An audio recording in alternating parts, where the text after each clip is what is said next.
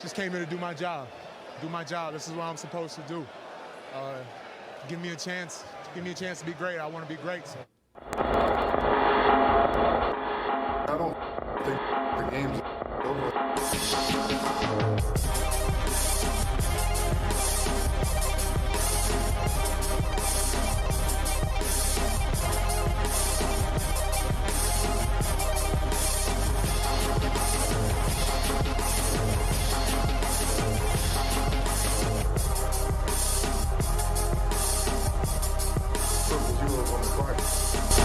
Welcome into Triple Zeros, the anti-hot take sports show. I am your host, Josh Buckhalter. Follow me on Twitter at JoshGBuck. Hit up the Facebook page, Clocker Sports website, clockersports.com. Email address is clockersports@gmail.com. And, of course, you can follow the show on Facebook and Twitter at 30spod. That's the number 3 zeros and pod. That voice was one Karl-Anthony Towns. His Minnesota Timberwolves were bounced out of the playoffs after 6 games. But as you can hear, Cat has some things to say. Almost every time he gets on the microphone, and that's what we're going to talk about when we get to that portion. But we do have some other things to get to because we just wrapped up the NFL draft. So, briefly, we're going to swap our order of operations to get right to some football action. The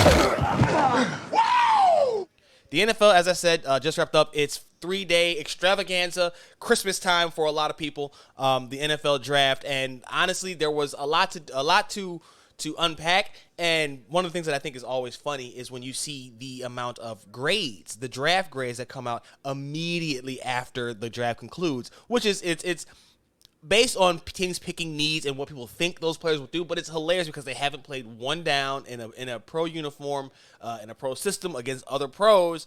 It's just funny. It's funny to see, and I'm talking about like grades, right? Like, this is what they got an A+ because they did this, that, and the third. I'm like, okay, you can like what they did, but I'm not necessarily sure that you can apply a grade to it just because you haven't seen any of these guys perform in with their new teams yet. So right off the bat, we'll start off with local team, the Bears.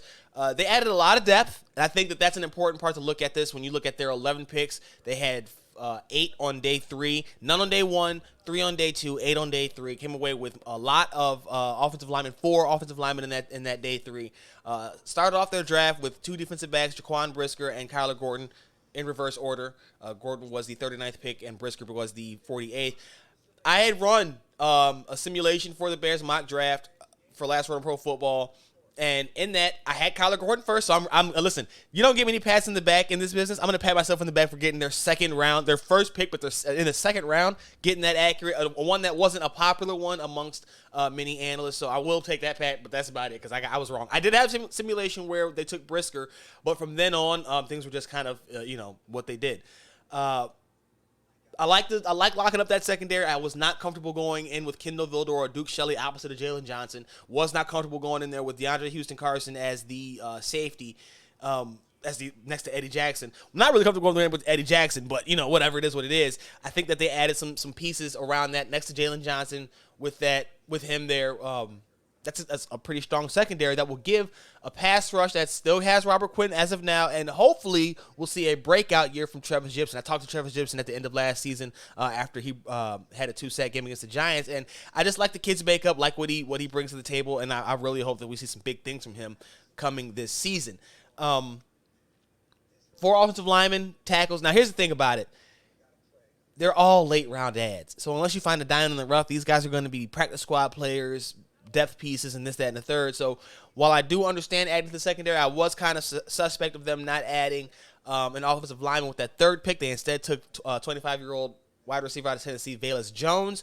Now, that sounds kind of odd, right? 25-year-old wide receiver ahead of time because I think most had him pegged in the 4th or 5th round. A gadget guy by many accounts, but he's blistering fast, 4.3, 140 at the combine. And here's the kicker, right? This is the part that I think is most important that I think people who are getting upset are probably not paying him enough attention to. He was approved by Justin Fields, right? Ryan Poles said that he sat down with Fields and they went through receivers before the draft, and this is one of Fields' approved guys. I can't be too mad at that then. Even if I don't agree with the pick, there's only so mad I can be if I know that my GM is listening to his quarterback. That's about as good of a sign, and a sign of faith, because we all heard about how Fields should request a trade, which is just BS, but whatever.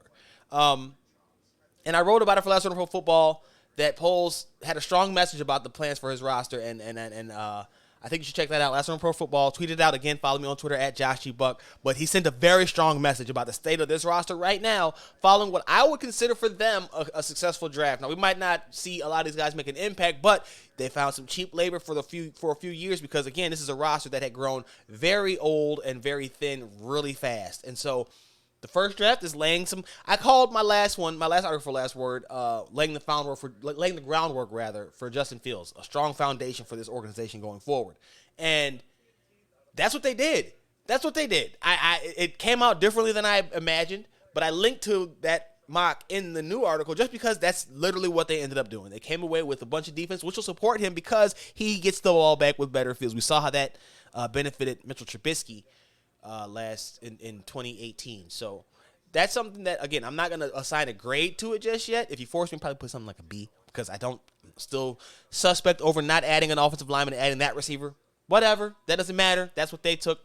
They've got an offensive line general manager who hopefully knows for traits. He's got some athleticism in those guys, some length.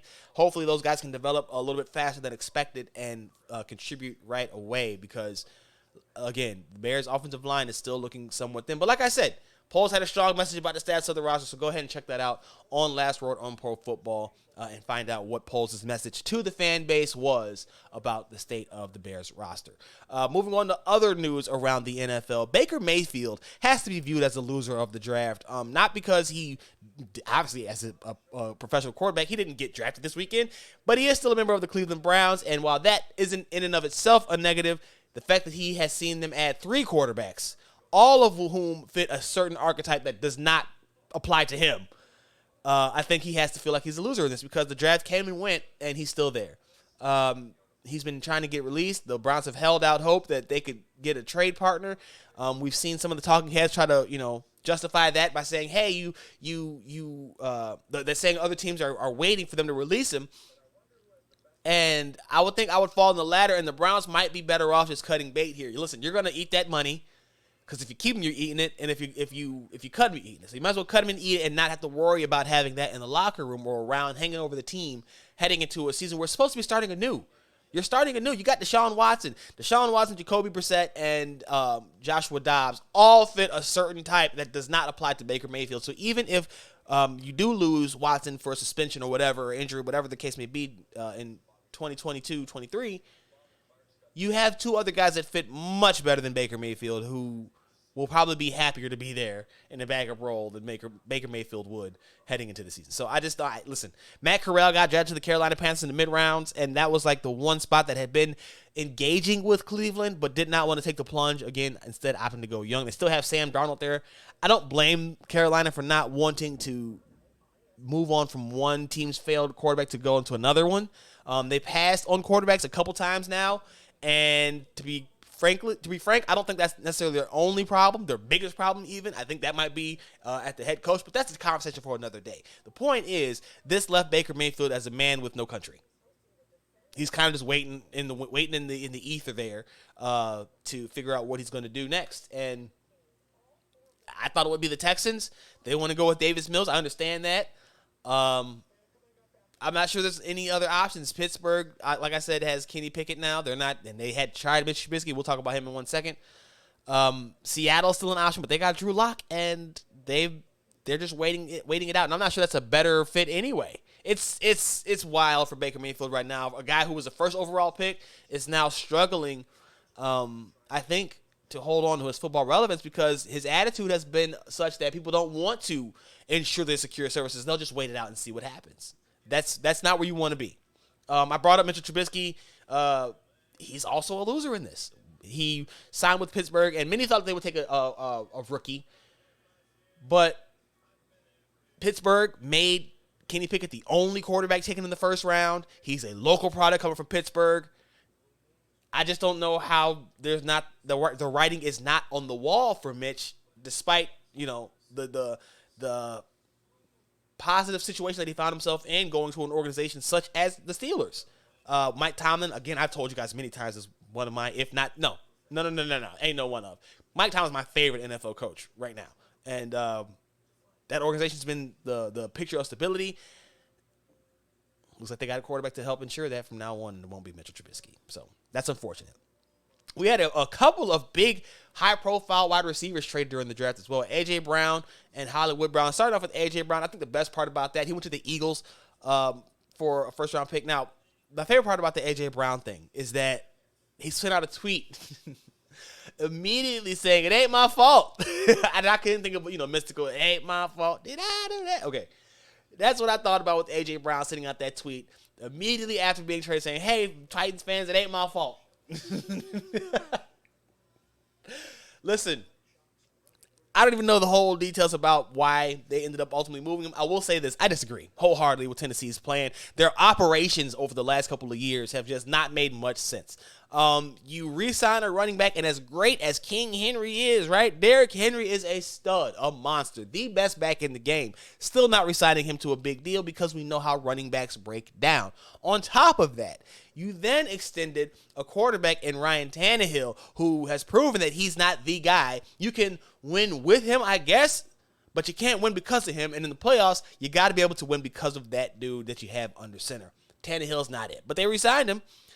They extended him, rather, and then you trade for Robert Woods, who's coming off an ACL tear. Okay, cool. Robert Woods is a really nice receiver, underrated in the league. I'm not sure that he's ever been like the dude type of guy, but he's a really good, solid receiver.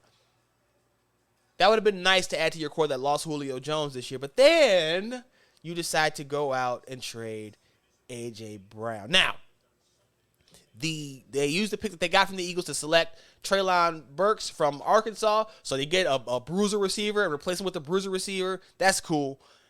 A.J. Brown's 24 years old, is a dude has proven himself to be a weapon after the catch, and I just don't understand the allocation of resources with Tennessee right now. That doesn't make any sense. You're doing it with a position that has been proven to be not obsolete or ineffective, but one that does not have a long enough shelf life to reward them that way. And then with the quarterback who has not proven himself to be able to elevate any of your talent. Oh, Derrick Henry got better with Ryan Tannehill. No. Ryan Tannehill got better with Derrick Henry. And a competent passing game helped Derrick Henry. Not necessarily Ryan Tannehill. And so Tennessee, good luck to you. Don't know what the hell you're doing. Doesn't make any sense. It doesn't make any sense to me. And I like Treylon Burks, but I would have liked Treylon Burks with A.J. Brown. That doesn't make any sense. Hollywood Brown to the Arizona Cardinals makes a ton of sense. Listen, I love Lamar Jackson, but I don't think I would ever peg him as a guy who will be a consistent deep ball thrower. I think that he's a guy who's going to be working on his running, obviously, and then he needs to perfect his short to intermediate game, because if he can do that, he can make a lot of his play action stuff look very similar. I'm going to equate this to a basketball reference and Trae Young and his floater, right? When Trae Young drives to the lane and he's got a role partner, you don't know if he's tossing up a lob or if it's a floater, so you kind of get stuck in halfway mode because you don't know which one to defend. You don't want to get a goaltending, but you don't want to get dunked on either. It's a lose-lose. Similar situation with Lamar Jackson if he can master that short to intermediate passing game. And then the deep stuff, man, a lot of times it'll just come out to just being open, right? Get open and I'll get you the ball. And so I'm not holding that against Lamar or Hollywood. So, it is what it is. I will say that Hollywood came to Eric DeCosta after the season and said that he wanted to be requested a trade. I will say this. Part of why Hollywood is not getting the ball consistently deep is because that's not all the NFL offenses do. And that's all that he does. And so when he goes to Arizona, they picked up a fifth-year option. They're going to hit him deep because they run that many plays. It's that kind of style. And that's probably the biggest thing that I want people to realize here. This Hollywood Brown trade is going to work out for the Cardinals for sure. We'll see what it does for the Ravens. I think they do need that vertical field stretching threat, but whatever. I think that for them, for the Cardinals, it gives them that threat that they don't have. And he'll get the ball from Kyler Murray, who's a good deep ball thrower. I just don't know if, I just don't know if Hollywood is the guy that he is thinking that he is. We'll see. Maybe that's where I should go with it. We'll just see. Because I do think that it makes sense for Hollywood and for the Cardinals. I'm not sure if the Ravens are ever going to be able to shake that perception that Lamar can't throw unless they make him do some stuff that he's just not comfortable with this season. And maybe he is comfortable, he just haven't seen it. But I do think that it's it's something to keep an eye on because this is now another receiver who left. Lamar tweeted out, what the F, you know what I'm saying? But Hollywood had requested. Now, here's the problem that I have. Hollywood said this because of the system and not because of the teammates, but he didn't tell Lamar he wanted to trade out. So, Ravens took a safety, a center, an outside linebacker, and then a defensive tackle with their first 4 draft picks, and then an offensive tackle with their 5th pick. And the only offensive player that they took, or 2 weapons, they took 2 tight ends. So, we know what he does with Mark Andrews, but they took 2 tight ends, one of whom was a developmental tight end. Baltimore is at a standstill with Lamar and contract extension talks as well. This is a weird situation. This is a weird situation going on in Baltimore, and I think that's probably something that they're going to want to address before it gets too long. But right now, things are hectic. They're getting rid of receivers. They're not building around Lamar. Lamar is not reports from them, which we know how that goes, is that he hasn't had much interest in talking extension, but we'll see how it all plays out. Things are not well in Baltimore, despite how consistent that organization has been. Things are really teetering on being disrupted if they can't figure out what to do with Lamar Jackson in that offense. So, the Minnesota Vikings have been getting roasted, and I'll just touch on this briefly. They've been getting roasted for their trade with the Detroit Lions that allowed the Lions to get up and get Jameson Williams. The Vikings moved back, picked up a lot of picks, but they moved up 29 spots and didn't get a future first round pick back. So a lot of people are just slamming rookie GM Adofo-Mensah. Hold on, let me get his name right. I don't want to. One of the things that I think I try to do most is not screw up people's names, right? So that's one of the things that I don't want to do before we move on. Kwesi Adofo-Mensah. See, I almost called him Kwesi-Mensah. I didn't want to mess that up. But Kwesi Adofo-Mensah has been getting kind of flamed because he traded back. They ended up with Lewis Cine, and I forget the other player that they drafted. He's a Vikings. That's so we're not gonna hold down. We're not worried about that too much. Okay. The Lions got Jameson Williams. He got some speed. We're not worried about that too much. Okay. I'm just playing. I'm worried about that a lot. But that's why the Bears locked up the secondary. Adofo-Mensah has been getting flamed because of that not getting that future first round pick. And quite frankly, I'm all for it. They extended Kirk Cousins, cool. Right? They didn't get just let it happen. Let it happen. That's fine. Intra-divisional trades are always interesting anyway. But seeing the Vikings help the Lions out while hurting themselves so much, I think is something that's going to linger with them until they start showing them better results on the field. So we'll see how that turns out. Switching gears, a little bit of a playoff review, I guess. The first round we'll talk about first, and I'll start off with my Chicago Bulls. They want continuity. That's been the message from almost to a man, almost. And we'll talk about that for heavy later on today. Be on the lookout for that. They want continuity. It starts off with the top man. Carter Silva said that he wants continuity. Hopefully, they get to bring the same group back because he knows that the group that they're competing against have built their consistency, their strength over years of being together. But he also said that they're going to keep their eyes peeled for ways to improve. And so I've been writing about for heavy a bunch of stuff. They've been linked to Damian Lillard, Rudy Gobert, stuff like that, to lesser guys such as Mitchell Robinson of the New York Knicks. And so a lot of stuff is going to be shaken out for the Bulls this offseason. For a season, I think was a success. It ended disappointingly, but that just goes to show you how far they've come in just 1 year because they were a lottery team last year. And I think this year, at least a lot of national guys expect them to be a lottery team again. And so they didn't do that. And you can call it an excuse if you want to, but injuries played a large role in their late season swoon. They lost to good teams, but they were losing to some bad teams that they shouldn't have lost to as well. And I think that's something that has been washed away because they just got manhandled by the defending champs. They didn't lose to a crap team. They lost to the defending champs. So I'm appreciative of their message of wanting continuity. We'll see a lot of stuff. Zach's an unrestricted free agent. Lonzo Ball is saying that he's still experiencing pain in his knee. DeMar DeRozan has said that he's going to put Patrick Williams through a summer of hell.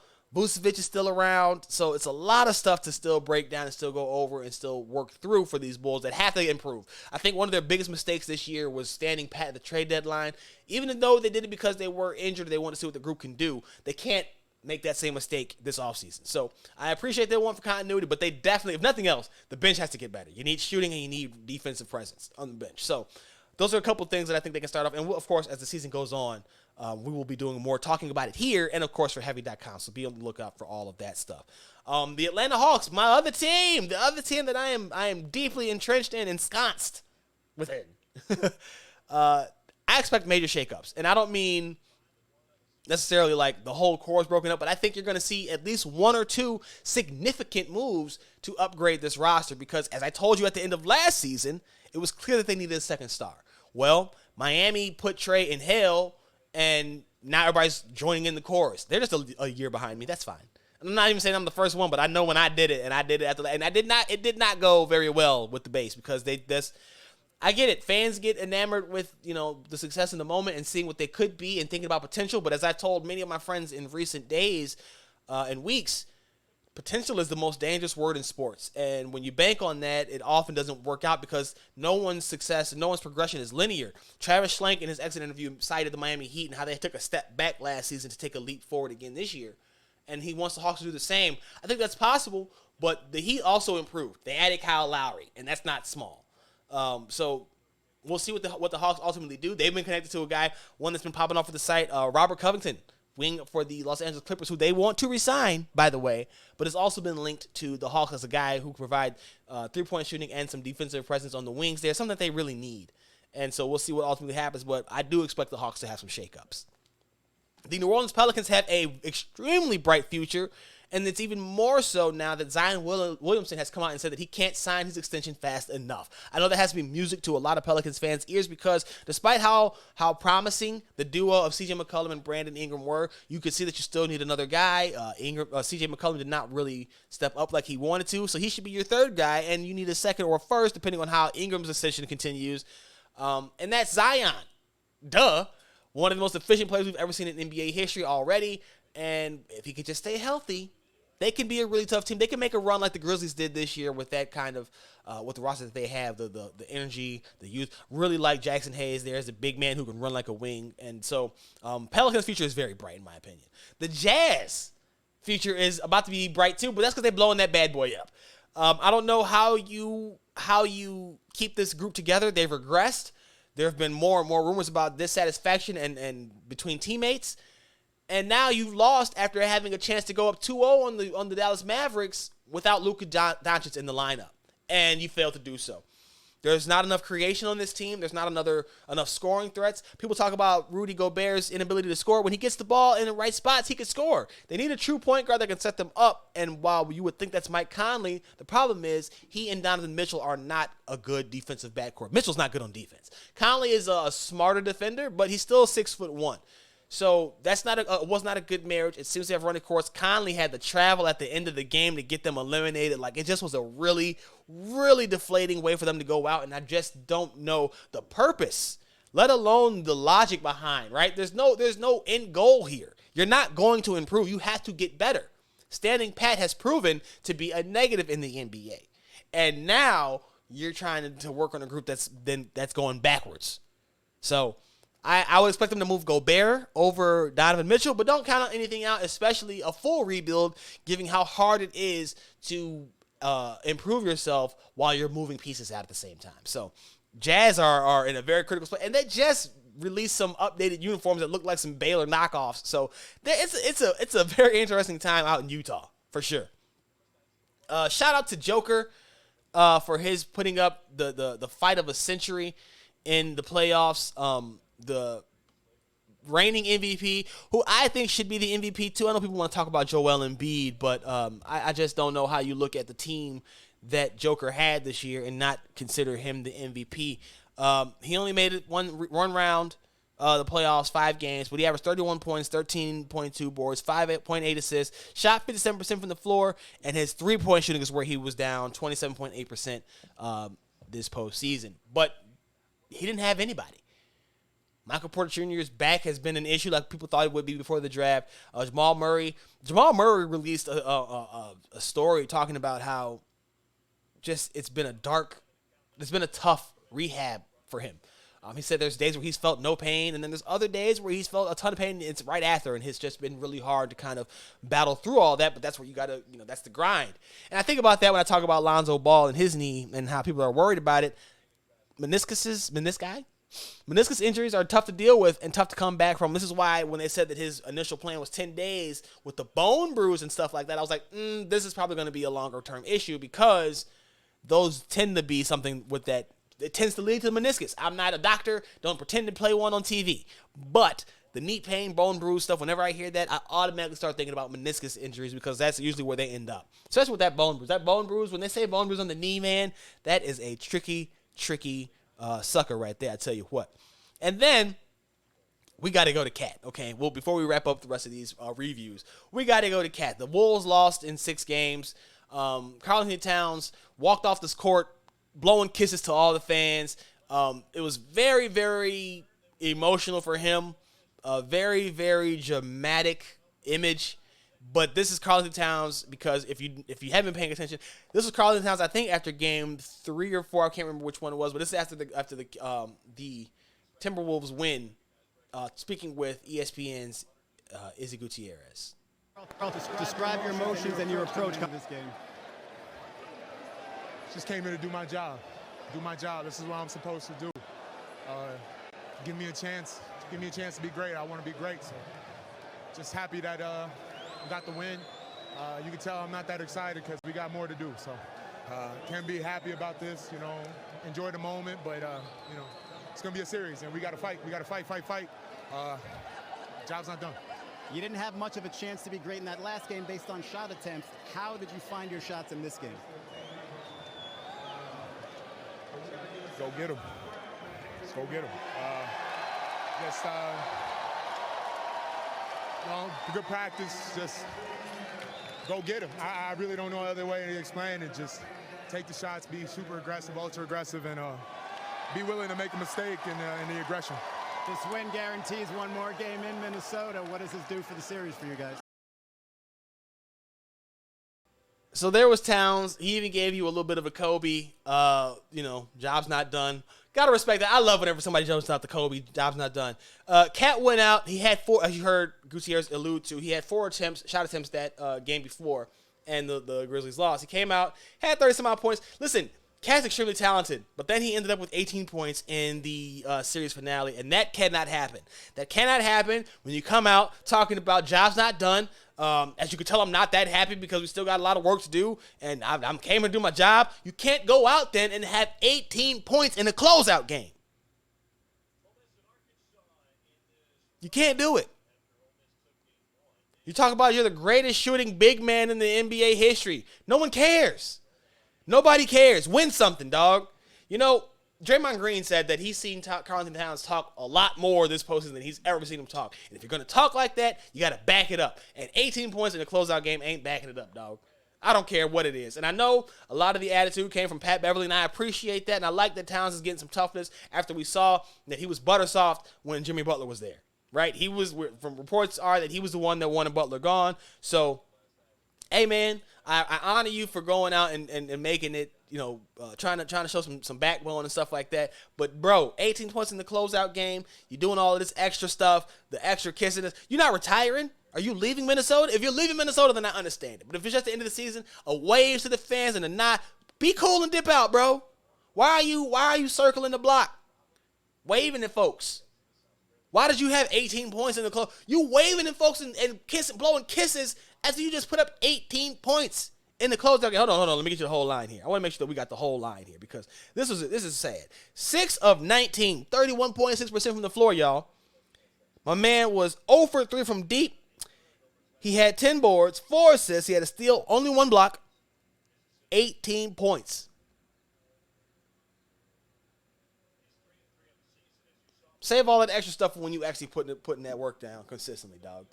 Save it for all that other. That's too much. You're doing too much for not enough. Didn't think it bothered me as much as it did. I guess it bothers me a lot more than I realized. Moving on before I get too hung up on this. The Raps. Toronto Raptors will be back. They might have to retool some things, but they got a nice young athletic group that's very switchable, very, very much in the vein of a Boston Celtics, probably though without somebody on the Tatum's level, but still very much in the mold of the Boston Celtics and what they can do defensively to frustrate opposing weapons. So Toronto will be back. They're not done. We'll see what happens with Nick Nurse. That might change the math up a little bit, but they won't be done. Also, Fred VanVleet had like the worst defensive rating for the playoffs.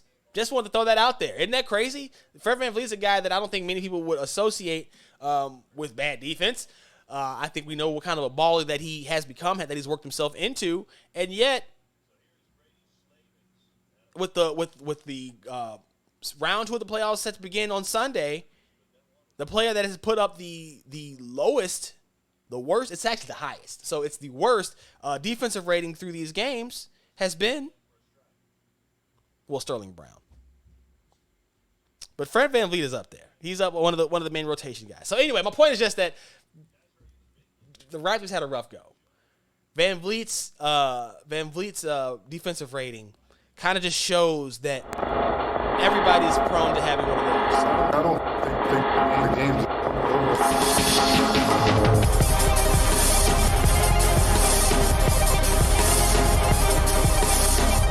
That was weird. Anyway, got to cut that out. I don't think that there's any necessarily rhyme or reason why VanVleet had that, but it definitely does not look good for him to ultimately come back with the what you call it. I think the Raptors will be back. I got a little sidetracked there with that. That threw me off. That was weird.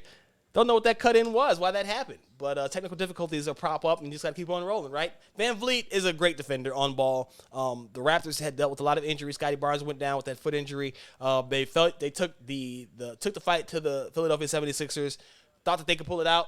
They couldn't. And so they'll be back next year, though, because we know that this group is resilient. They're tough. They're coached well. But that will be the key. Will Nick Nurse be back? So we'll see what happens there. Brooklyn might not.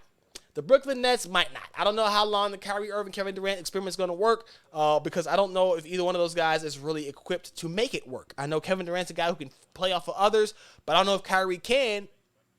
And for that, like, Kyrie's not consistent at all. KD's consistent, but the leadership has seemed to be missing. He's tried to be that guy. It's harder than it seems. Of course, this is the first year for this group, so they can come back and be completely different next year. We'll see how that all plays out as well. But I have less faith in their ascension than I do in the Raptors being able to maintain. So we'll put it that way. Looking forward to the round 2s.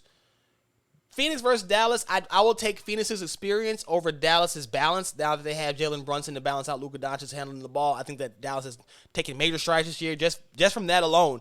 But Phoenix has been there and done that, and they're a really balanced team as well, and they've won games without both of their stars too. So I think it'll be a great series. It'll be a great series, but I think if it ultimately comes back down to being Luka versus the Suns 2 guys, and he doesn't let Brunson do his thing, we'll see how that goes. Then I will take the Suns' experience over Dallas's balance.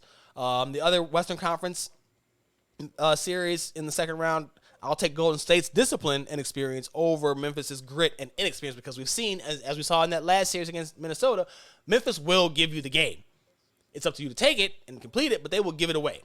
John Morant, as his father, came out and said he played like trash. He's got to be better next round because Steph and them will make you pay. They're a group that's been together for some years, so all the stuff that Memphis has, that camaraderie, Golden State's been there, done that without the rah-rah stuff that we've seen from Memphis throughout this postseason. So I'll take Golden State. Again, I'm willing to be wrong with everything that I put out. I think people need to understand that too because I've seen a lot of the, this is a gotcha type of culture, but this is, I think that Phoenix will win. I think that Golden State will win. Yeah, that's not an upset at all. Very chalk, but so be it. There was no chalk or there was no upsets in the first round either, so keep that in mind. I'll take Miami in 4 over Philadelphia. Joel Embiid's out indefinitely with an orbital fracture after taking an elbow to the face from Pascal Siakam. He actually claimed it after the game, saying that I think he broke my face. He did. And so now Embiid is out indefinitely. Can James Harden step up and get them a game or two? Can Tobias Harris steal them a game so they can get back to hopefully getting Embiid on the floor? But indefinite does not sound like he'll be back anytime soon. And if so, that's unfortunate for Philadelphia, unfortunate for James Harden, and unfortunate for Doc Rivers. Harden, though, probably gets what he deserves because he keeps trying to find an easy ride to a championship, and it's just not out there. It doesn't exist, sir. It doesn't exist. And then lastly, Tatum versus Giannis. I don't have a read on this one. Milwaukee won't have, it doesn't sound like they're going to have Chris Middleton for this series, but they do have Giannis. And I love Jason Tatum, but he's not Giannis. But can he do more than Giannis? I don't know. This one is a tough one for me to get a read on. I'm going to pick the champs because I do all the time. I'm going to pick the champs in 7. So I'm going to take it going the distance, but I'm going to take the champions being champions in the end. And Tatum and them falling ever so short of realizing their goal of a championship. So we'll see how it all plays out. I'm excited. I'm glad to be back in the fold, in the seat here, talking to you guys, and we're going to keep giving you some more stuff to look forward to in the future here. We got all season NFL stuff to come wrap up. It's going to be slow, but we're going to be looking out for rumors and things like that. And then, of course, NBA playoffs. We got the free agency coming up. We got the draft coming up. So keep it locked here. Appreciate everybody that stuck with me through the absence as I tried to reorganize some things as I picked up more projects. But we are back in the seat, and we're not going anywhere. 000. Be sure to follow me again on Twitter at JoshyBuck. Hit up the Facebook page, Clocker Sports, website, clockersports.com. Email address, clockersports@gmail.com. And, of course, follow the show on Facebook and Twitter at 30pod. That's the number 30pod. And, of course, read the stuff, man. Heavy.com, soaringdownsouth.com, Last One Pro Football. You can find everything aggregated on my site, clockersports.com. And, of course, until the very next time, you already know what it is, man. I'm gone.